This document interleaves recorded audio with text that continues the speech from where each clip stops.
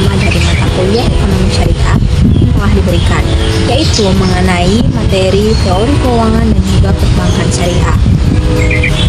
Keuangan dan perbankan syariah adalah bidang ilmu yang mempelajari cara mengelola uang, investasi, serta transaksi ekonomi berdasarkan prinsip-prinsip hukum Islam. Tujuannya bukan hanya untuk memperoleh keuntungan, tetapi juga untuk mencapai keadilan, keberkahan, dan juga kesejahteraan. Dalam Islam, kegiatan ekonomi tidak boleh lepas dari etika dan juga nilai-nilai moral. Semua aktivitas keuangan harus dengan cara yang jujur, transparan, dan tidak merugikan pihak manapun.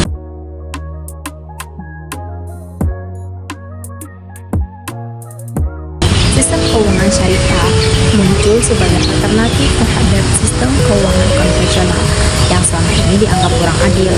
Salah satu perbedaan mendasar antara keduanya adalah konsep bunga atau juga biasanya disebut dengan riba. Dalam sistem keuangan konvensional, bunga menjadi dasar utama dalam transaksi.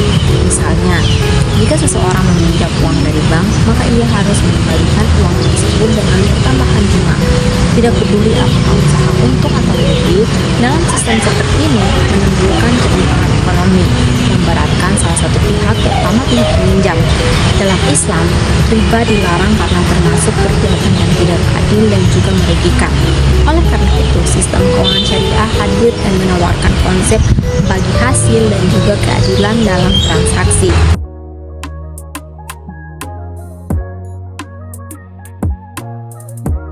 Dalam ekonomi syariah terdapat beberapa prinsip-prinsip dasar keuangan ekonomi syariah, yaitu yang pertama adalah riba. Nah, riba adalah tambahan atau kelebihan dalam transaksi pinjaman uang yang tidak diperbolehkan dalam Islam. Dalam sistem keuangan konvensional, bunga merupakan komponen utama. Sedangkan dalam konsep keuangan syariah, bunga digantikan dengan sistem bagi hasil atau bentuk transaksi lain yang sesuai dengan syariah. Dalam Al-Quran sendiri sudah disebutkan bahwa Allah telah menghalalkan jual beli dan juga mengharamkan riba pada surat Al-Baqarah ayat 275. Nah, dalam Islam, riba dilarang karena merugikan salah satu pihak dan juga menimbulkan ketidakadilan ekonomi. Berdasarkan sumber-sumber syariah, riba secara umum dibagi menjadi dua kategori utama, yaitu riba yang terjadi dalam transaksi utang piutang dan juga riba yang terjadi dalam transaksi jual beli. Pertama adalah riba qadra atau utang piutang. Definisi dari riba qadra sendiri adalah tambahan yang disyaratkan oleh pemberi pinjaman kepada peminjam saat akad di awal sebagai imbalan atas pokok pinjaman. Jenis riba ini juga dikenal dengan sebutan riba al-jariyah karena merupakan praktikum umum pada masa pra-Islam. Contohnya, jika seseorang meminjam uang sebesar 1 juta rupiah, lalu di awal transaksi disepakati bahwa ia harus mengembalikan 1.100.000 rupiah. Tambahan sebesar 100 tersebut adalah riba qadra. Riba qadra menciptakan ketidakadilan karena kekayaan bertambah tanpa adanya usaha atau risiko dari pemberi pinjaman. Sementara beban sepenuhnya ditanggung oleh peminjam. Selanjutnya adalah riba nasiyah atau penunda waktu. Nah, riba nasiyah adalah tambahan yang dibebankan karena penunda pembayar utang dari awal yang telah disepakati. Riba ini juga terjadi karena adanya penambahan waktu pembayaran yang menyebabkan salah satu pihak diuntungkan secara tidak adil.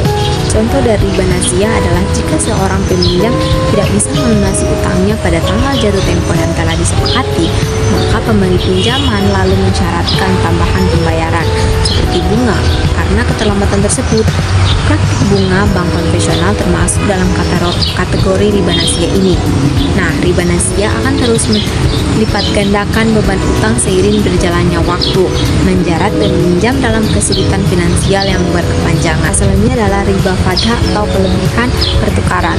Nah, pertukaran barang-barang ribawi yang sejenis dengan takaran atau kualitas yang berbeda. Barang-barang ribawi yang dimaksud adalah emas, perak, gadung, kurma, dan juga garam.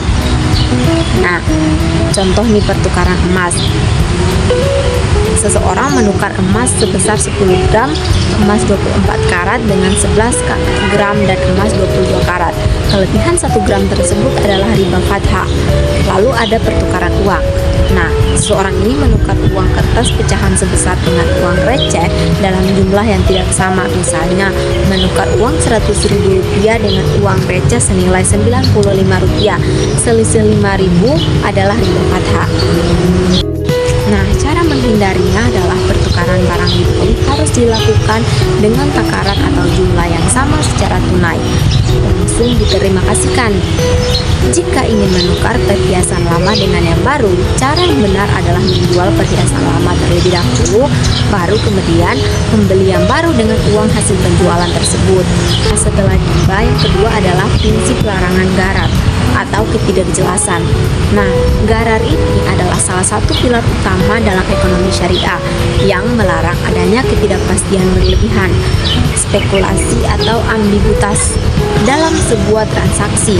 Larangan ini bertujuan untuk melindungi semua pihak yang bertransaksi agar tidak ada yang dirugikan. Secara bahasa, gharar berarti ketidakpastian, bahaya atau risiko. Dalam konteks fikih muamalah transaksi, gharar mengacu pada transaksi yang mengandung ketidakjelasan yang dapat menyebabkan perselisihan atau penipuan.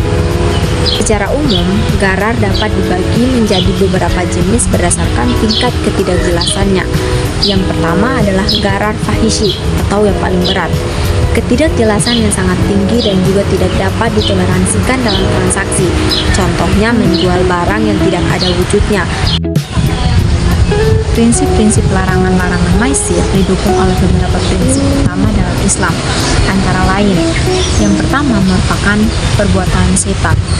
Al-Quran secara tegas menyebutkan bahwa perjudian adalah salah satu perbuatan keji dan termasuk dalam perbuatan setan. Allah Subhanahu wa Ta'ala berfirman dalam surat Al-Maidah ayat 90-91 agar umat beriman menjauhi perbuatan tersebut agar mendapatkan keberuntungan. Yang kedua, menimbulkan permusuhan dan kebencian. Perjudian dapat memicu perselisihan, permusuhan, dan kebencian di antara para pelakunya. Kehilangan harta karena kalau judi dapat mendorong seorang untuk membalas dendam dan juga merusak sosial. Yang ketiga, melalaikan dari perintah Allah dan salat. Kesenian judi dapat mengalihkan perhatian seorang dari kewajiban sebagai muslim seperti berzikir dan juga melaksanakan salat. Fokusnya lebih tertentu pada permainan dan juga taruhan, sehingga merupakan tujuan hidup yang sebenarnya. Lalu selanjutnya adalah mengandung unsur ketidakjelasan atau gharar.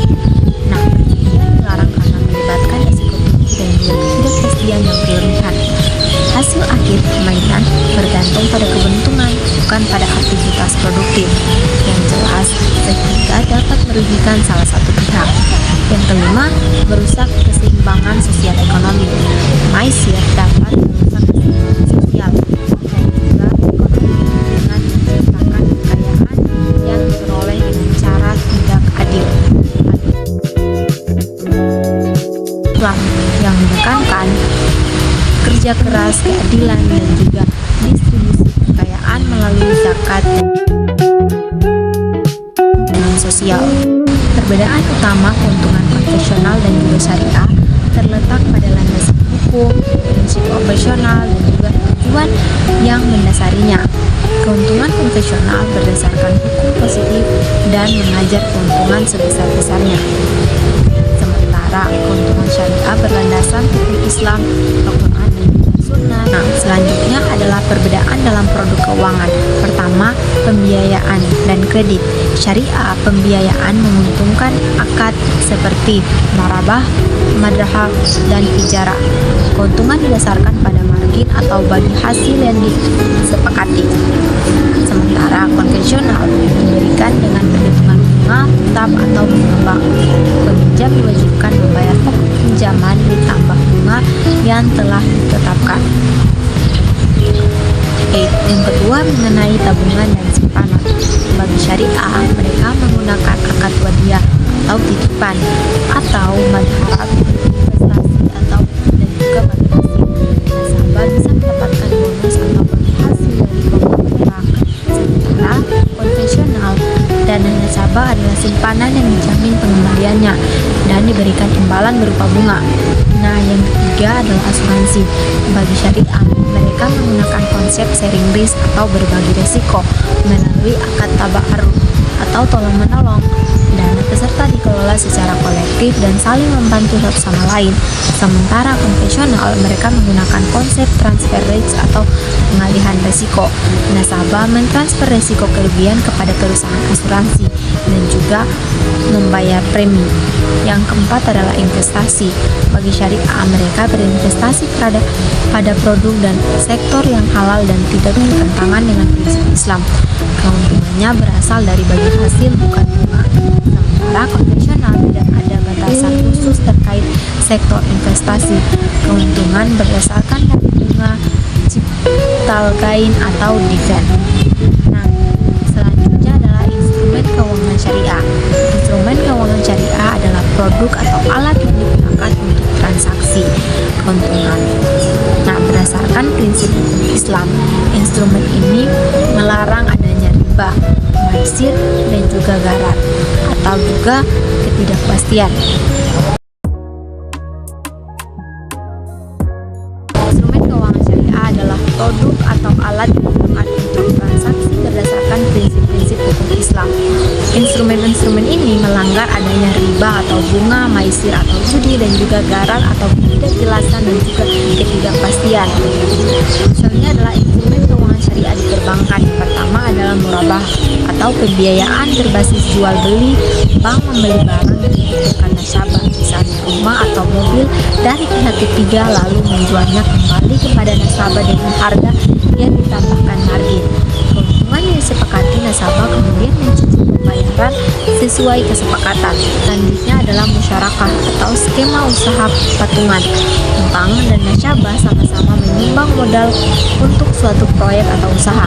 Keuntungan dan kerugian akan dibagi berdasarkan porsi modal dan juga kesepakatan di awal. Selanjutnya adalah mudharabah atau skema bagi hasil. Satu pihak nasabah menyiapkan modal, sementara pihak lain bank mengelola usaha. Keuntungan dibagi berdasarkan hisab atau rasio yang disepakati, sedangkan kerugian ditanggung oleh pemilik modal. Nah, selanjutnya adalah perbankan syariah. Perbankan syariah menawarkan layanan yang sesuai dengan prinsip syariah. Peran perbankan syariah dalam memperdaya ekonomi lebih dari sekedar menawarkan layanan finansial. Perbankan syariah juga berperan penting dalam memperdayakan masyarakat dan ekonomi secara luas. Nah, seperti yang pertama adalah meningkatkan inklusi keuangan. Dengan menawarkan layanan yang sesuai syariah, bank syariah dapat menjangkau dan menarik segmen masyarakat yang sebelumnya tidak terlayani oleh perbankan konvensional. Lalu selanjutnya adalah mendorong pertumbuhan sektor real. Nah, faktor pada pembiayaan berbasis bagi hasil dan jual beli mendorong investasi pada sektor-sektor produktif seperti usaha mikro, kecil, dan menengah atau UMKM. Hal ini berbeda dengan sistem bunga yang cenderung mendorong spekulasi. Lalu ada bertanggung jawab sosial. Nah, beberapa bank syariah mengelola dana sosial seperti zakat, infak, sedekah, dan juga wakaf. Dana ini digunakan untuk membantu masyarakat yang kurang mampu, sehingga memperkuat fungsi ekonomi dan bank. Selanjutnya adalah menciptakan sistem yang adil dan stabil. Larangan riba dan juga transparansi dan transaksi menciptakan sistem keuangan yang lebih adil, etis, dan berkelanjutan. Hal ini berkontribusi pada stabilitas ekonomi makro secara keseluruhan. Nah, selanjutnya produk-produk perbankan syariah. Perbankan syariah menawarkan berbagai produk keuangan dengan akad yang sesuai syariah. Nah, perbankan syariah juga menawarkan berbagai produk keuangan dengan akad yang sesuai syariah. Yang pertama adalah produk simpan tabungan syariah. Nah, produk ini tersedia dengan dua akad utama, yaitu akad wadiah. di mana nasabah menitipkan dana di bank dan dana tersebut aman, serta bank biasanya memberikan bonus. Nah, ini tidak wajib sebagai imbalan. Selanjutnya adalah akad mudharabah, yaitu nasabah bertindak sebagai pemilik dana atau syabi'ul mal dengan bank sebagai pengelola dana atau mudharib. Keuntungan yang diperoleh akan dibagi berdasarkan kesepakatan bagi hasil. Selanjutnya adalah giro syariah, di mana digunakan akad wadiah atau mudharabah untuk memfasilitasi transaksi keuangan nasabah. Selanjutnya adalah deposito syariah, yaitu simpanan berjangka dengan akad mudharabah, di mana nasabah mendapatkan bagi hasil dari pengelola dana oleh bank. Lalu ada produk pembiayaan murabah. Nah, pembiayaan dengan skema jual beli. Bank membeli barang yang dibutuhkan nasabah, misalnya rumah atau kendaraan, lalu menjual kembali kepada nasabah dengan harga yang disepakati di muka. Nasabah membayar dengan cara cicil. Selanjutnya adalah mudharabah. Bank memberikan modal kepada nasabah untuk suatu proyek, dan keuntungan yang dihasilkan akan dibagi sesuai kesepakatan, kecuali jika disebabkan oleh kelalaian nasabah. Lalu selanjutnya adalah musyarakah, yaitu pembiayaan dengan skema kerjasama. Bank dan nasabah sama-sama menyetor modal untuk menjalankan suatu usaha. Keuntungan dan juga kerugian dibagi berdasarkan porsi modal masing-masing. Lalu selanjutnya adalah ijara. Nah, ijara ini pembiayaan dengan skema sewa. Bank membeli barang lalu menyewakannya kepada nasabah.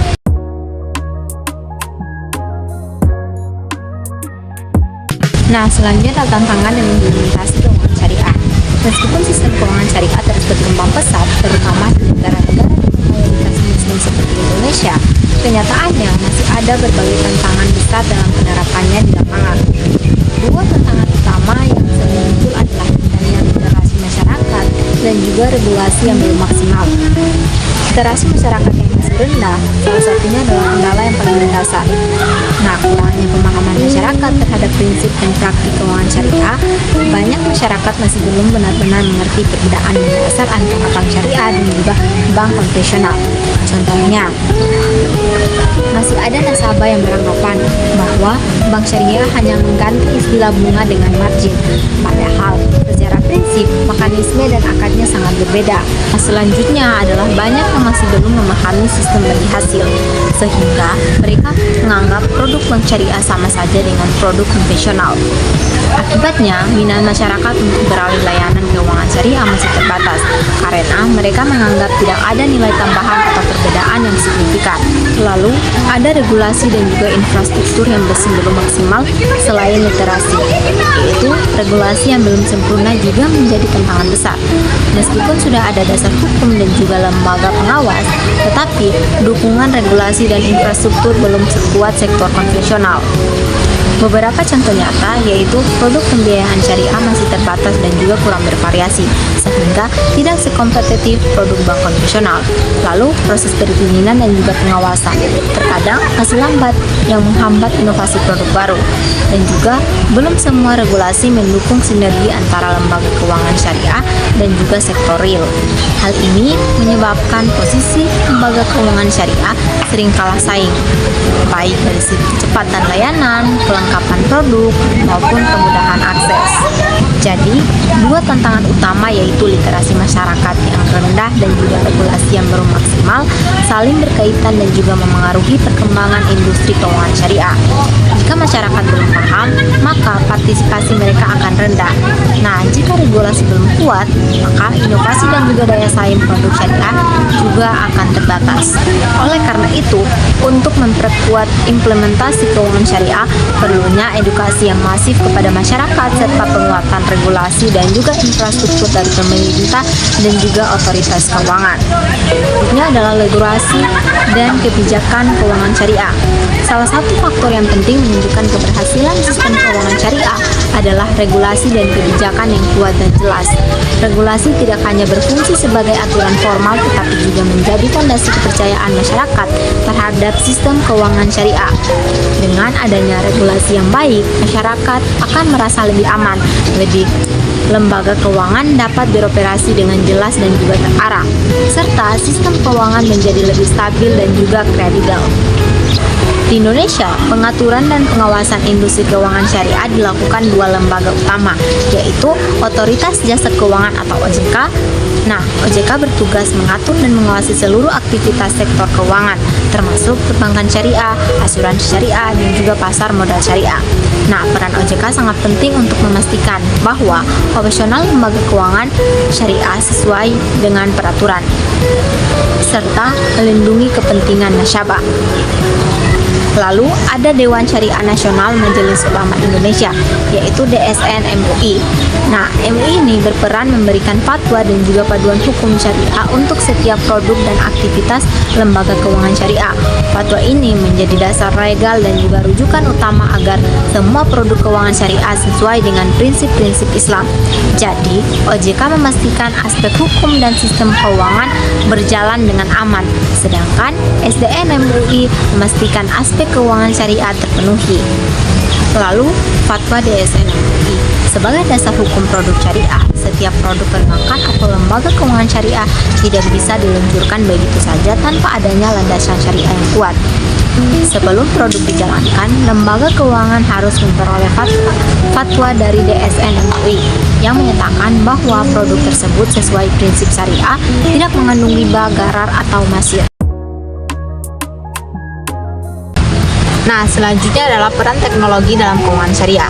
Di era digital seperti sekarang, teknologi memiliki peran yang besar dalam mendorong perkembangan keuangan syariah. Inovasi di bidang fintech atau financial technology telah mengubah cara masyarakat bertransaksi dan mengakses layanan keuangan.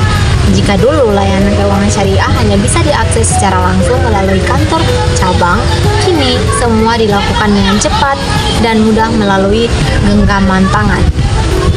Teknologi membantu lembaga keuangan syariah menjadi lebih inklusif, efisien, dan mudah dijangkau oleh masyarakat luas, termasuk mereka yang tinggal di daerah terpencil. Pertama adalah fintech syariah. Meningkatnya akses layanan. Salah satu manfaat utama teknologi dalam keuangan syariah adalah memperluas akses masyarakat terhadap layanan keuangan. Dengan adanya fintech syariah, siapa saja dapat membuka rekening secara online, lalu dapat melakukan transaksi tanpa harus datang ke bank, dan juga mengajukan pembiayaan untuk usaha kecil dan menengah, serta menabung dan bervariasi sesuai prinsip syariah. Hal ini sangat penting karena akses keuangan yang luas dapat mendorong inklusi keuangan nasional. Artinya, semakin banyak masyarakat yang ikut terlibat dalam kegiatan ekonomi. Selanjutnya, teknologi sebagai sarana literasi syariah. Selain memperluas akses, teknologi juga berperan besar dalam meningkatkan literasi keuangan syariah. Melalui platform digital, masyarakat bisa belajar dan memahami mengenai prinsip dasar keuangan syariah seperti larangan riba, gharar, maisir, dan lain-lain. Aplikasi perbankan syariah kini tidak hanya menyediakan fitur transaksi, tetapi juga edukasi keuangan berupa artikel, video, dan juga panduan akad syariah, serta webinar dan juga kelas online tentang keuangan syariah semakin banyak diakses oleh masyarakat luas. Dengan demikian, teknologi membantu masyarakat tidak hanya menjadi pengguna, tapi juga memahami nilai dan prinsip di balik sistem keuangan syariah. Nah, beberapa bentuk pemanfaatan teknologi dalam keuangan syariah yang sudah berjalan di Indonesia antara lain adalah aplikasi mobile banking syariah. Banyak bank syariah kini memiliki aplikasi digital yang memungkinkan nasabah melakukan transfer dan juga pembayaran, pembelian, serta investasi syariah tanpa harus datang ke kantor cabang. Nah, platform pembiayaan syariah online untuk UMKM. Melalui platform fintech syariah, pelaku usaha kecil dapat memperoleh pembiayaan berbasis akad syariah secara lebih mudah dan juga cepat. Hal ini membantu memperkuat sektor UMKM yang menjadi tulang punggung ekonomi nasional. Selanjutnya adalah layanan zakat, infak, sedekah, dan juga wakaf digital. Kini, masyarakat dapat berzakat atau wakaf secara online dengan sistem yang transparan dan juga aman. Dampaknya, keuangan syariah menjadi lebih modern, praktis, dan dekat dengan kehidupan masyarakat sehari-hari. Maka dengan itu, dengan adanya fintech syariah, layanan keuangan menjadi lebih mudah dijangkau, literasi masyarakat semakin meningkat, dan juga peluang pertumbuhan sektor keuangan syariah semakin besar.